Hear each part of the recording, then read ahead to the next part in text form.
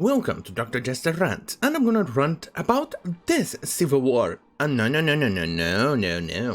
You didn't click in some Team Pooh video by mistake in which he's talking about Civil War. No.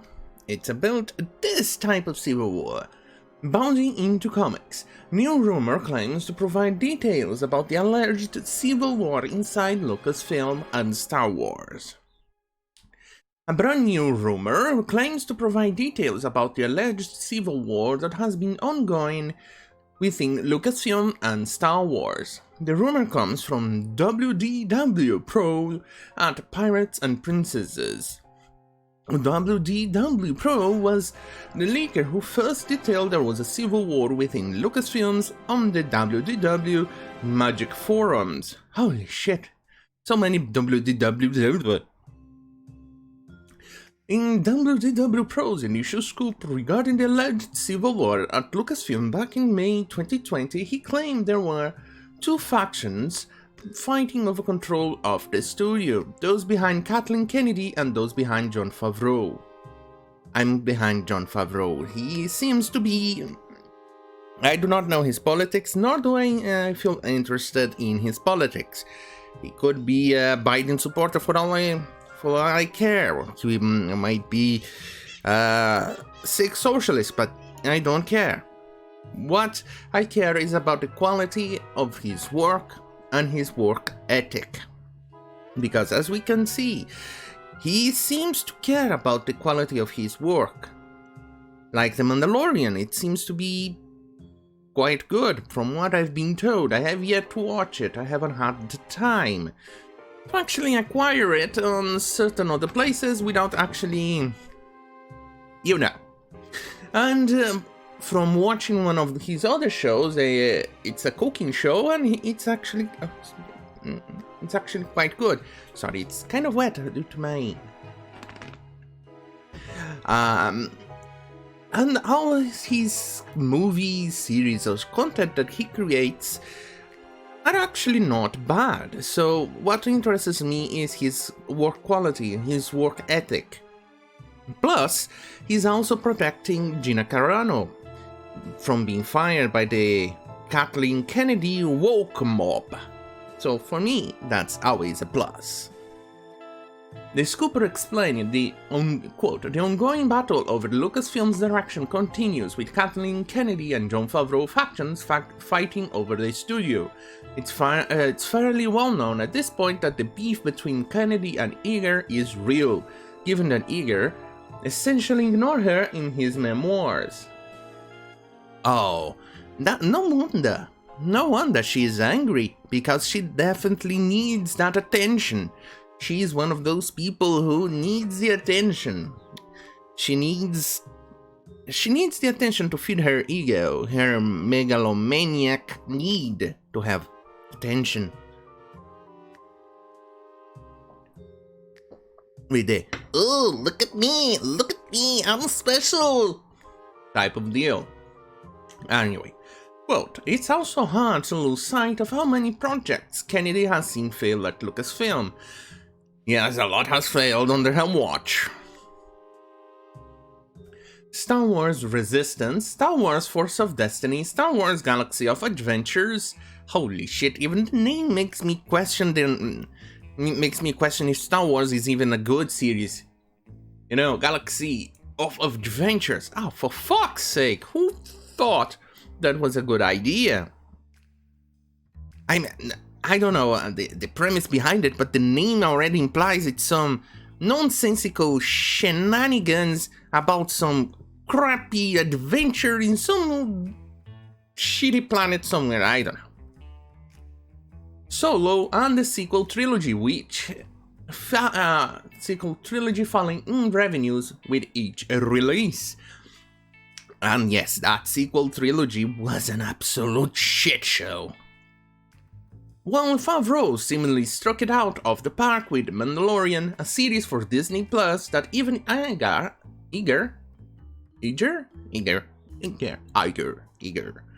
was giving creative suggestions for and taking notes on each episode, end quote, WDW Pro added.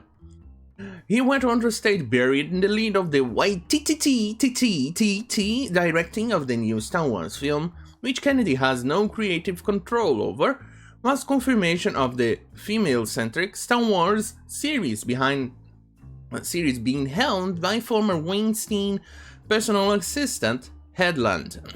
But be ready, because it looks almost certain that the new narrative is being pushed by Kennedy loyalists in Lucasfilm, and that narrative is that Headland was only a personal assistant for 1 year, and that being against her or her series is misogynistic, mean, and unfair. Ugh. WDW then claimed, again, this is a conflict that Disney doesn't want. They don't want conflict over a hire that lavishly praised Weinstein, deleted hundreds of tweets at the same time as a leak about her project, and made no dirt on Iger and Eisner. Finally, he concluded, with all that said, Kennedy has essentially gotten her way time after time, outplaying Iger, even if she had been hammered by segments of the fans, mostly by hiring and developing strong loyalty within her brand. End quote. Alright, and now WDW proclaims there are actually 3 factions within Lucasfilm. 3 factions. Whoa. That's definitely a veritable civil war. I wonder which one is going to be the Gettysburg Battle in that civil war. Hey, I need it. Don't judge me.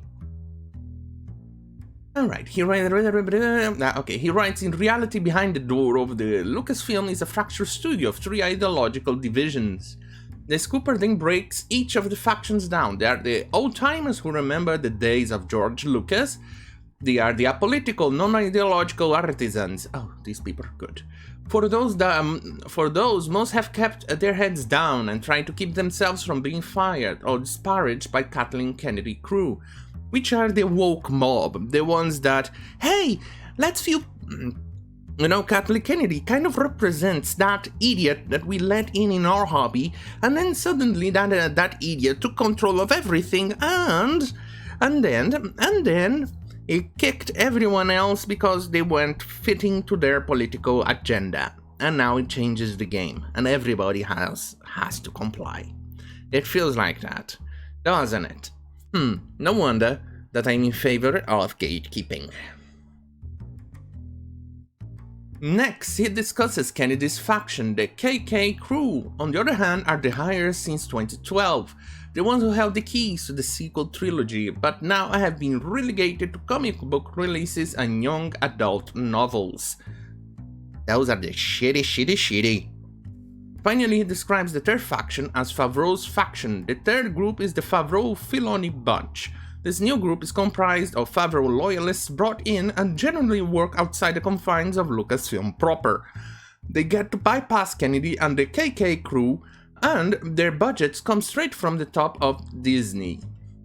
Now, whether or not these factions are actually warring with each other over the direction of Star Wars and Lucasfilm isn't necessarily proven in the scoop. In fact, it appears that WDW Pro actually argues that the Civil War ended when Kennedy's sequel trilogy film, specifically after The Last Jedi, was rejected by the movie-going public. As we've reported, fans abandoned Star Wars, not just in the theaters, with Solo becoming the first Star Wars film to bomb at the box office, but also in merchandise sales. Even their new Star Wars theme parks weren't bringing in people. More news, let's see. The assumption is that Jenkins is a Kennedy hire, but cinema changes Wonder Woman in Wonder... Oh, okay, however, there are major points that I'm missing. In Favreau's faction is ascendant, and Kennedy is not supposed to be getting any theatrical releases. Then what faction does Wonder Woman director Patty Jenkins' newly announced Rogue Squadron film falls under? Inclusion of Donald Trump, the announcing a short share of the Kennedy hiring, even specifically changed to Wonder Woman. Okay. The assumption is that Jenkins is a Kennedy hire, given the significant changes to Wonder Woman in Wonder Woman 1984 that include the removal of Diana using her sword and shield combat criminals and villains, as well as the inclusion of Donald Trump's stand-in villain in Pedro Pascal's Maxwell Lord. Holy shit. So, if this is true, Kathleen Kennedy ruined a good movie for political gain. Bitch, please, get out of there. You're ruining everything. You suck at your job, Kathleen Kennedy. Disney at the top needs to fire her.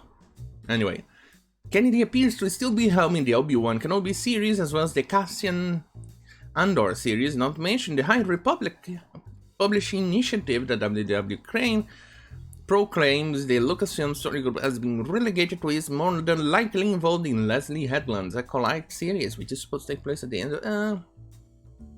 Oh yeah, by the way, this is bad. Really bad. Especially written by this person over here, really bad. Maybe the most interesting part of Pro's analysis is that he claims Favreau has a complete control of The Mandalorian and has rejected suggestions from her. He claims in one set of notes she recommended going with Boba Fett as the lead character right after The Great. Favreau overrode. Thank you, Favreau. He uses this to point to Kennedy's lack of creative control, but earlier in his analysis he also claims that Rian Johnson had similar creative control within The Last Jedi. Let's see, it's a big article, so somehow things were necessarily managed. From the outside looking, there does not appear to be... It doesn't appear in Lucasfilm, the company appears to be operating the same as it has since The Force Awakens and The Last Jedi. Creators are still attacking and deriding Star Wars fans. And the current product they are putting out has the same, if not more flaws than the sequel trilogy. Those flaws just aren't actively insulting you, like Admiral Holdo or Luke Skywalker cutting himself off from the Force and abandoning his nephew to the dark side. And even attempting to kill him. Yeah, at least there's that. Anyway, thank you for watching. Don't forget to like, share, and subscribe if you want more of this shenanigans. And head to minds.com for more exclusive content, spicy content that cannot be shared on YouTube. Because, you know, YouTube is a triggered little shitflake. And you can't have free speech in this platform, despite following all the rules. Anyway, good night.